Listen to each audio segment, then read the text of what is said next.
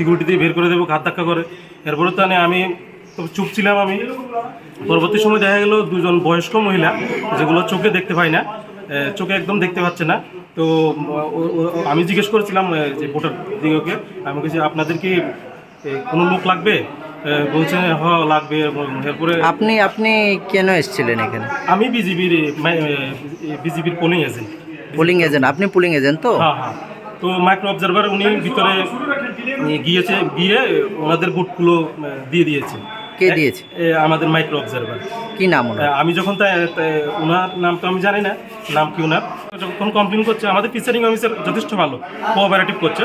Micro observer, আমি micro observer সম্বন্ধে যখন কমপ্লেন করি, উনি আমাকে বলছে ডিউটি সম্বন্ধে আমাকে বোঝাতে হবে না, আমি ডিউটি ভালোভাবে জানি, বেশি কথা বলে বের করে দেবো। এই কথাগুলো আমাকে বারবার বলছে আমাদেরকে।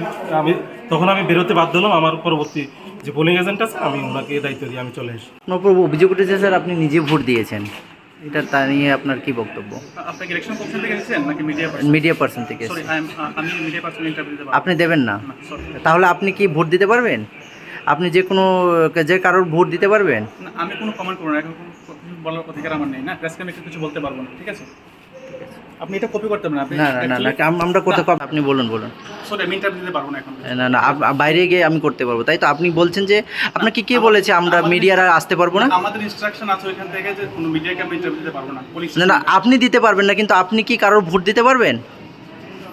No comment, sorry, thank you. না, ভোট দিতে পারবেন?